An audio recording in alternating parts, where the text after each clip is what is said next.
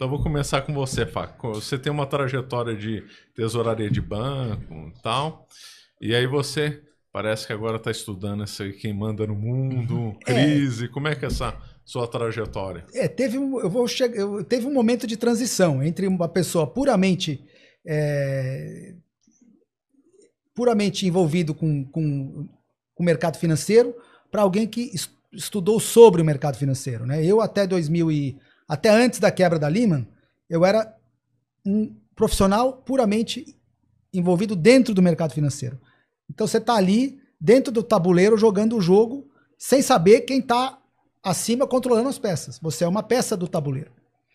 Então eu iniciei minha carreira em 1993 como estagiário do Banco Chase Manhattan aqui no Brasil, na área de câmbio.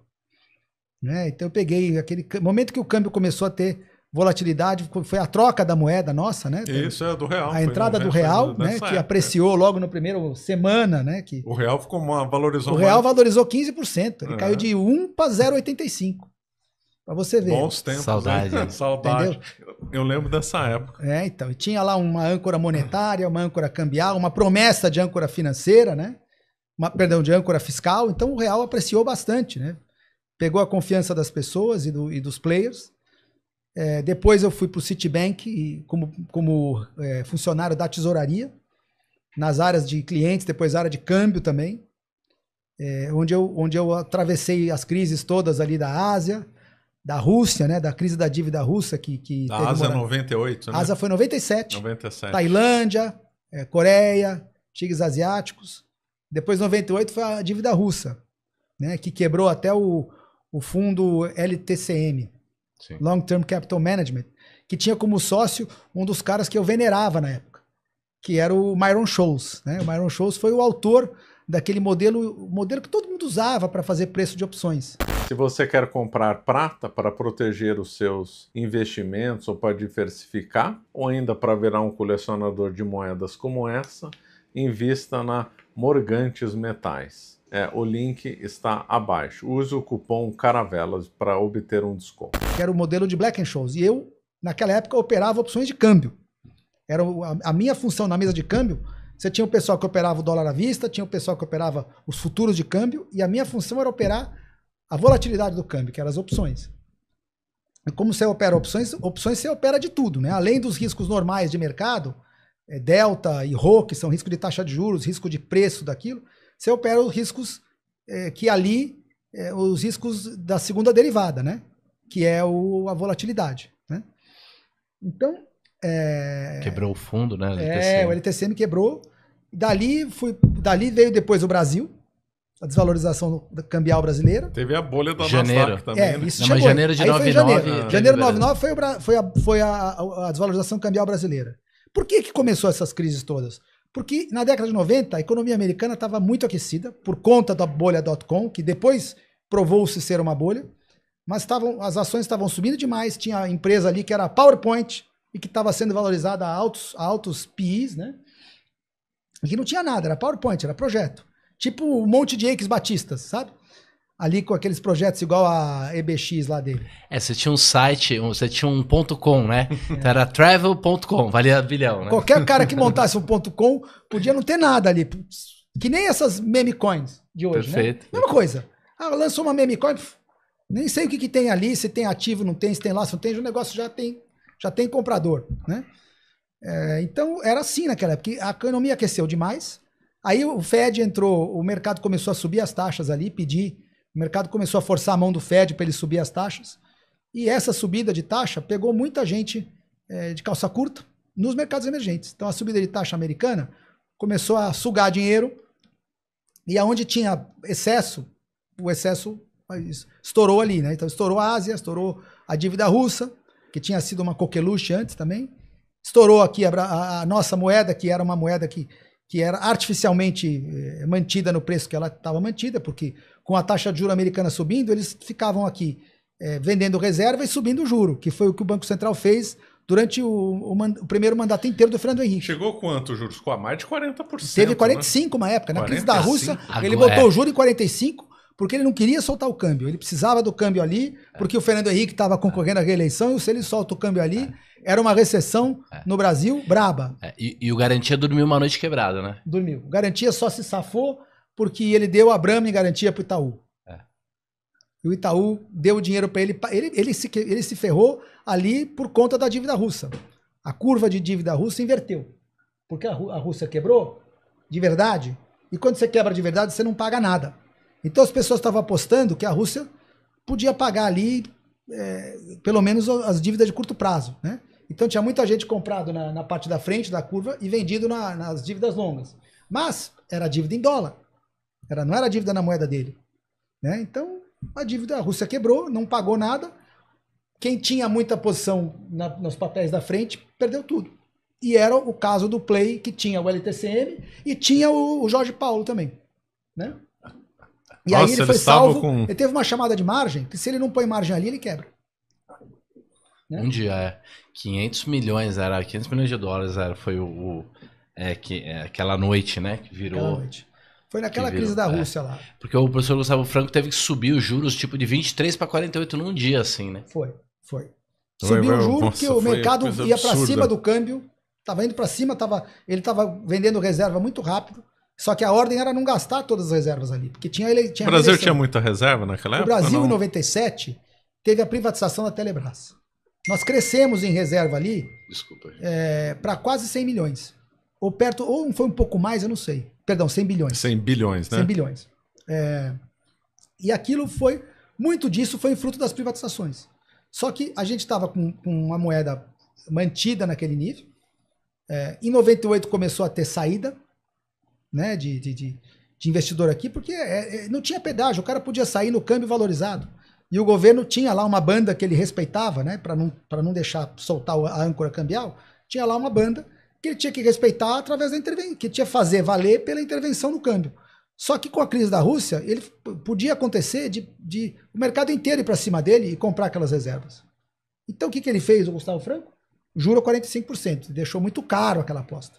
Então, Você acha que isso foi certo ou não para tentar salvar o Brasil? Ou tinha naquele uma outra momento solução? Foi empurrar com a barriga, né? Porque o problema não era ali.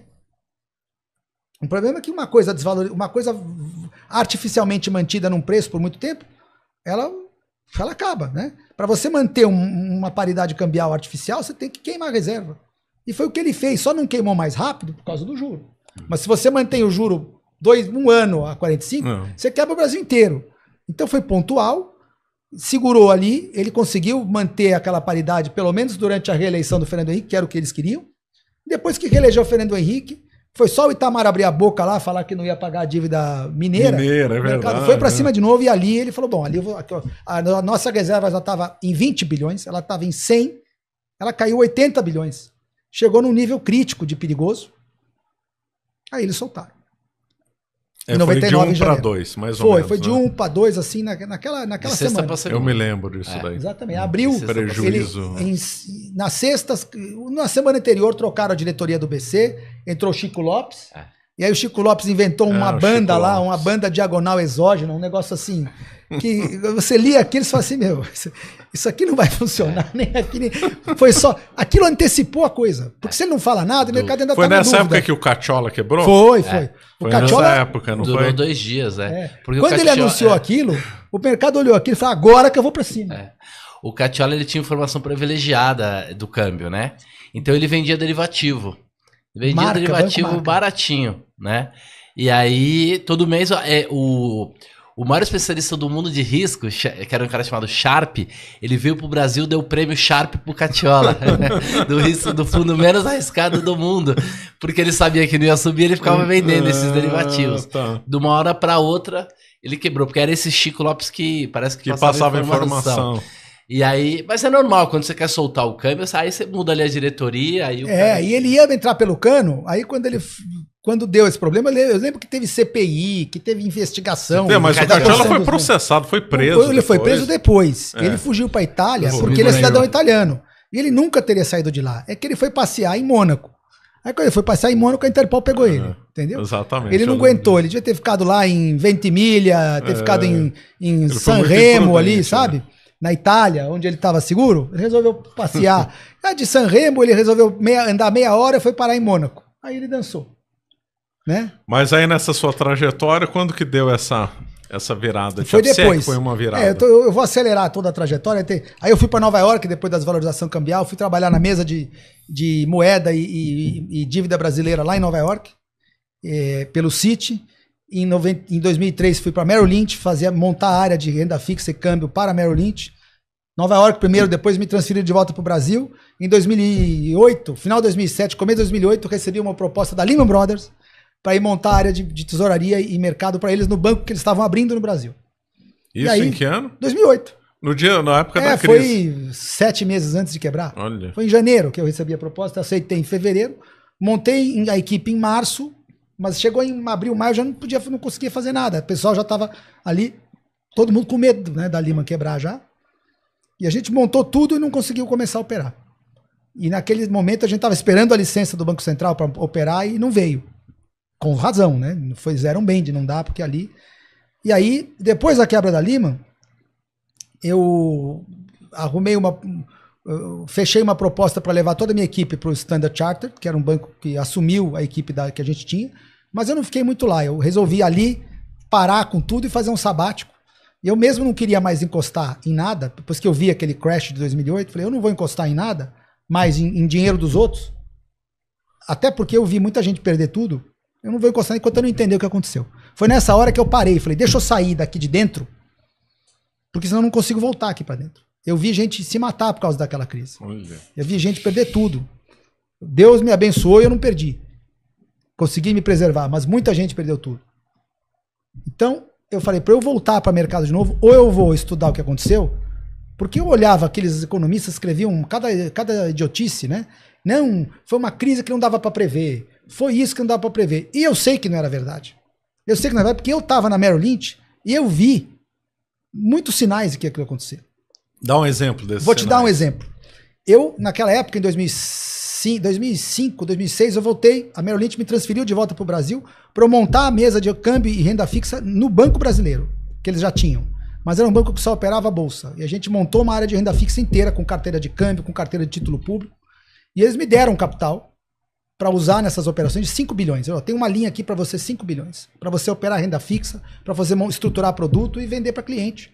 E tem aqui um espaço para posição proprietária. E nós fizemos, em 2005, 2006, muita operação estruturada quando lançaram a NTNB. A NTNB, a longa, essa 2045, 2035 na época, nós estávamos em 2005, 2006. Não existe para 30 anos. Pura. Não, NTNB é a IPCA mais juros. IPCA mais. Por quê? Antes de 2004, 2005, a gente tinha muita dívida em dólar. Com aquele início de governo Lula, com o boom das commodities, entrou muito dólar no Brasil. E meu amigo, o diretor de política monetária na época, meu ex-chefe, meu querido amigo Luiz Augusto Candiota, utilizou aquelas entradas para comprar a dívida externa inteira em dólar. Ela tinha juros altos, ele recomprou a dívida inteira com todo aquele dólar que a gente estava recebendo e as intervenções que o Banco Central fazia comprando dólar. Em vez de deixar em treasuries, ele começou a comprar a dívida brasileira, que foi muito bem. Então, em 2005, já não tinha mais papel longo brasileiro. O investidor queria comprar Brasil de longo prazo, dívida, não tinha. Não tinha mais dívida em dólar. Então, o dos juros fechou bastante. E aí nós chegamos no Tesouro brasileiro aqui. Eu me lembro que eu fui visitar o Carlos Caval, que era diretor do diretor do Tesouro, né? Do secretário do Tesouro brasileiro, né, que cuidava da dívida, não sei o nome desse cargo aí, mas era ele que cuidava da administração da dívida. E ele tinha sido economista do Citibank, onde eu trabalhei 8 anos. Então nós fomos visitá-lo e falou, Caval, você tem que lançar papel de inflação. Ah, nós temos, é de 10 anos. Eu falei, esquece de 10 anos. Lança de 20 e de 30. Ah, mas tem demanda? Tem. Por quê? Porque o gringo não tem papel de 20, 30 anos em dólar mais para comprar. Então, assim, o pré-seco... A economia é muito aquecida. A economia aquecida, eles queriam risco Brasil. Pré-seco vai ser difícil, mas se a gente lançar um meio termo entre dólar e pré, que é o indexado à inflação, né, que você indexa na moeda local, mas você dá um colchão que é a proteção contra a inflação. Né? Se a nossa moeda tivesse a credibilidade máxima, nem precisava, o pessoal ia direto para o pré, né? Para o real seco. Então, nós falamos, ó, a gente vai achar, nós dizemos que tem mercado. Então, enquanto ele preparava para emitir, nós fizemos o roadshow em Londres, em Nova York mesmo, onde eu ficava, fomos para a Costa Oeste, fomos visitar Pinco, fomos visitar Teachers, que era um fundo Harvard Teachers, que era em Harvard. Fomos no Ontario Teachers em Toronto. Fui visitar vários caras que sim. E como é que foi a receptividade? Como é que eles vinham o Brasil? Eles queriam entender como é que funcionava o cálculo de inflação brasileiro. Nós ensinamos eles, ó, é assim que calcula o IPCA, é assim que é a cesta, é assim que é o juro composto no Brasil, é assim que vai ser precificado. Todos eles, a gente meio que fez um curso de graça, porque a gente queria as ordens deles, né? Quando chegou no dia de emitir, todos os clientes estavam prontos para comprar. Então eles fizeram o primeiro leilão em 2005, se não me engano, de NTNB 2035 e 2045. Para 40 anos. Era 40 anos. Primeiro leilão, ele ofertou $1,5 bilhão de papel. E nós, da Merrill Lynch, compramos o leilão inteiro. A gente tinha todos os clientes lá. Compramos o leilão inteiro. O cliente não entrava fisicamente no Brasil. Eles compravam nota estruturada. Ah, tá. Então a gente estruturava uma nota que era o espelho daquele papel, daquele título. Bloqueava aqui. E vocês ganhavam um spreadzinho? Ganhava um spreadzinho, que num papel de 40 anos é um spreadzão. É um belo spread. Você faz 20 pontos ou 15 pontos num papel daquele, em 40 anos, quanto é? Né? Em 30 anos de duration, 25 anos, né? Duration é um pouco menos que o prazo por causa do cupom. Quadruplicar o título. Então, nós estruturamos, nós levamos o leilão inteiro. E a gente tinha 30, 40 clientes na fila para comprar o leilão. Nossa, sucesso. E quem deu o preço daquele leilão fomos nós. Porque era um leilão holandês que só o Tesouro aceitava num preço só. O leilão holandês você pega sempre no preço, né? Naquele melhor preço. E todo mundo junta naquele. Então saiu naquele preço, todo mundo leva. E a gente teve que cortar cliente mesmo. O cliente quer tanto, você só vai ter tanto, porque o limite da emissão é $1,5 bilhão. Então é isso aqui para vocês e a segunda ordem é maior, né? E acabou que muito cliente foi cortado, que não recebeu tudo que queria. E a gente fez uma posição para nós também. E aquele papel fechou. A taxa foi acho que 8,35, 8,40. E aquele papel em um mês estava 7,5. E a gente fez uma posição grande ali, então nós ganhamos também. 0,5% por um título de 40 anos dá um ganho de 20%. Você multiplica meio por 40, né? É que como tinha cupom, o duration não era 40, era tipo 30. Porque você tem cupons no meio do caminho que reduz o duration. Então, esse foi um momento que o Brasil estava bem. Né? E aí depois... a gente tinha esse veículo e aí em 2007 o tesoureiro da Lima, porque como a gente tinha notas com clientes, eu tinha que deixar sempre vários bilhões de dólares comprados em título brasileiro por conta das operações que a gente fez de nota estruturada com o cliente. E aí me liga o tesoureiro do banco em 2007, tesoureiro global, fala assim, se eu precisar do dinheiro, todo o dinheiro que está aí, quanto tempo leva para você zerar? Você achou essa pergunta estranha? Eu achei estranho. Falei, mas... Não, porque eu estou fazendo um estudo aqui. Ah, você está fazendo um estudo? Tá, e eu preciso incluir isso para todas as carteiras do banco. Isso em 2007. Falei, que estranho, né? Aí tudo bem. Aí eu falei, tá bom, eu vou fazer uma hora. Aí o cara me ligou 3 dias depois, já fez o estudo? Eu falei, não, é para já que você quer? Ah, é para já. Tá bom. Aí eu entendi que assim, vai ter alguma coisa acontecendo, né? Uma pergunta. E ainda mais eu. O que é uma operação de 5 bilhões para Merrill Lynch? Um banco que tinha 50 vezes isso no mundo inteiro. O cara está preocupado com meus 5 bilhões? Ele tá dele. Que supostamente, inclusive, tinha uma... ela é casada com outra coisa lá, né? Quer dizer, uma parte, né? A gente tinha proprietário. Eu tinha bastante... Eu tinha desses 5 bilhões, eram uns 3 bilhões casados, ou 3,5, 1,5 bilhão não era. Né? Então eu podia... O banqueiro vai sentindo, né? Então uma parte eu tinha que deixar travado, porque tinha a operação de cliente, a outra parte não. E eu fiz o estudo para ele, falei, qual o tamanho do mercado, quanto custa bid-offer, quanto custa para sair da carteira em 2 semanas, em 1 mês ou em 2 meses. Em 2 meses, ninguém nem vê você sair da carteira. Se você sair em 1 mês, algumas pessoas veem. Sair em 2 semanas, todo mundo vai ver que eu estou zerando. Então, piora o preço, né? Mas sai.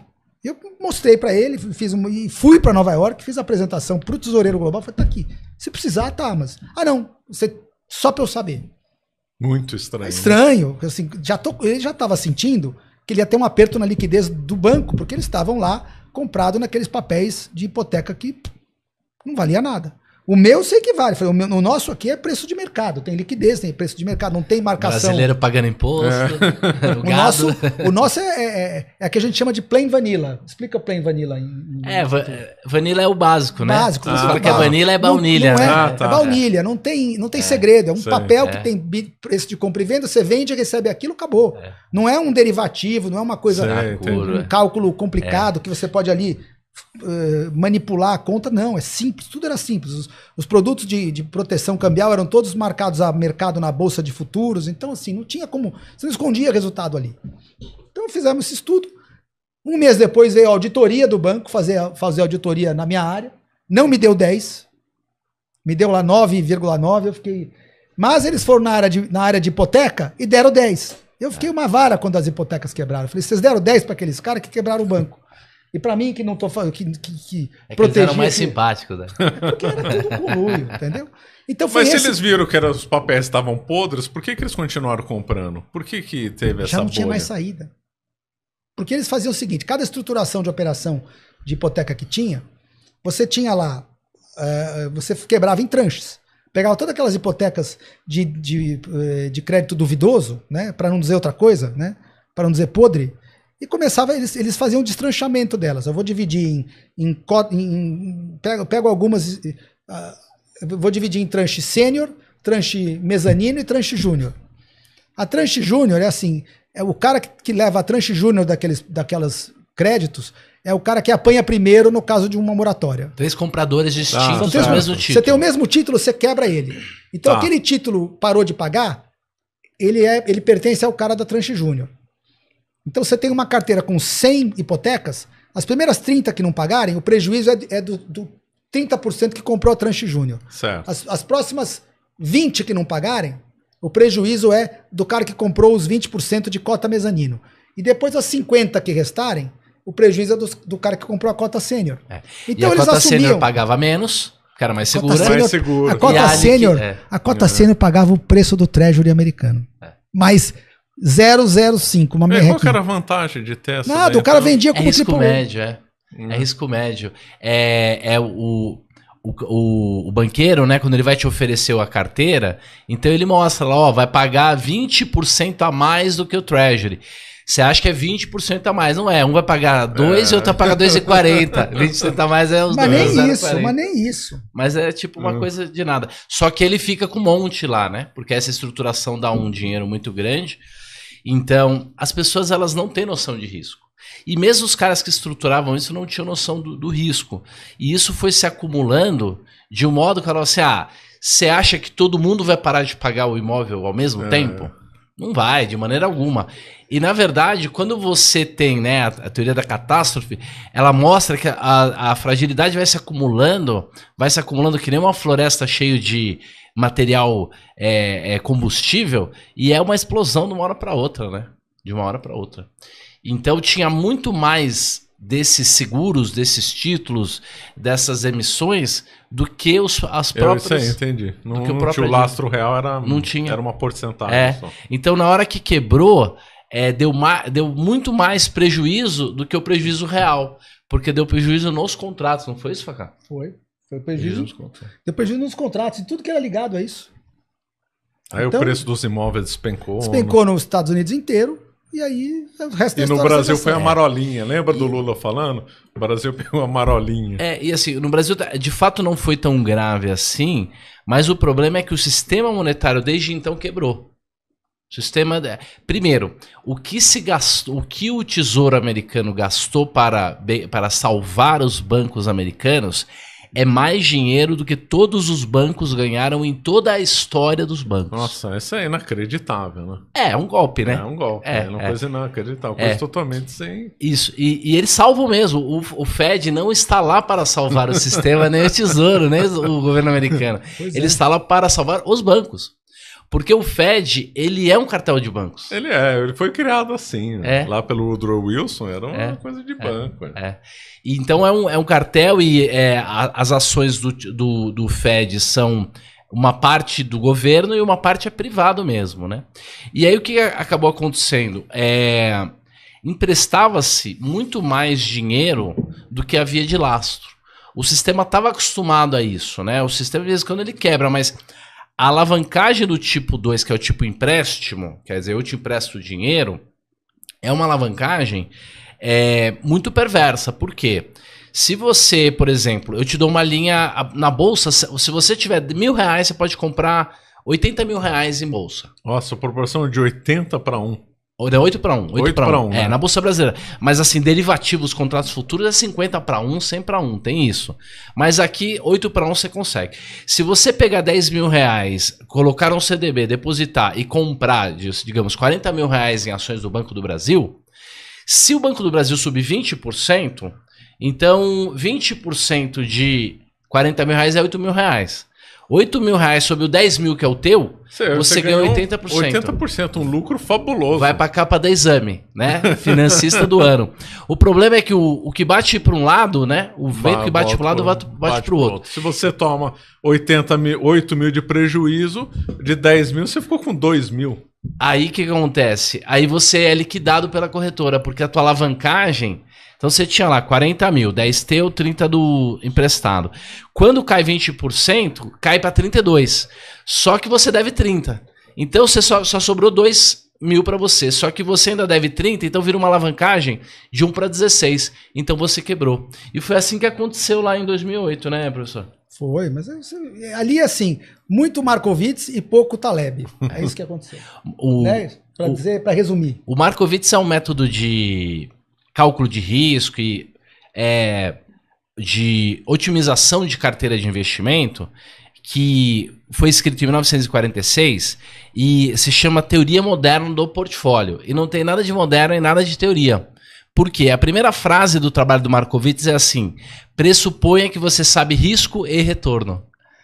Quer dizer, pressuponha que você sabe o retorno que aquilo vai dar no futuro e o risco que aquilo vai ter no futuro. Porque ele olha o risco do passado. Ele era estudante de economia, ele tinha 20 e poucos anos.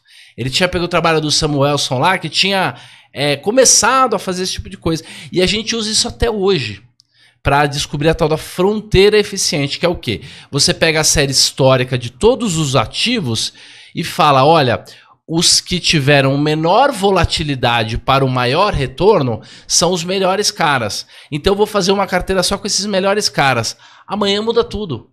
Amanhã aquele cara que subiu a vida inteira sem risco, você descobre que ele está quebrado, porque descobriram a IA por causa disso e daquilo. Então hoje, se você fizer um estudo e você vender todos os melhores Markowitz, você tem um enorme retorno. Se você vender o melhor Markowitz. Então, e até hoje o banco, as corretoras usam esse tipo de coisa. Por isso que a nossa fragilidade lá era muito grande, o mundo quebrou. Quebrou porque não tinha garantia para todos os empréstimos. E aí, desde então, mudou-se as regras de empréstimo. Mas aí o negócio bancário, ele perdeu o apelo. Porque é tanto controle de risco que você tem que ter... que você já não dá mais lucro. Então, os bancos, eles estão sendo salvos aí direto, né? Então, a gente está acumulando fragilidade desde então. Os governos precisaram continuar ligando a impressora, emitindo moeda. As pessoas acham que emitir moeda é o Fed, é o Banco Central, é o Tesouro que liga a impressora. Não é. Na verdade, são os bancos. Os bancos que dão empréstimos, que aumentam a sua alavancagem, é assim que é feita a impressão de dólar, e essa fragilidade acumulada está no nível máximo, né? Você acaba de assistir um corte do Caravelas Podcast. Na tela está aparecendo o episódio completo e outro corte. Muito obrigado pela atenção.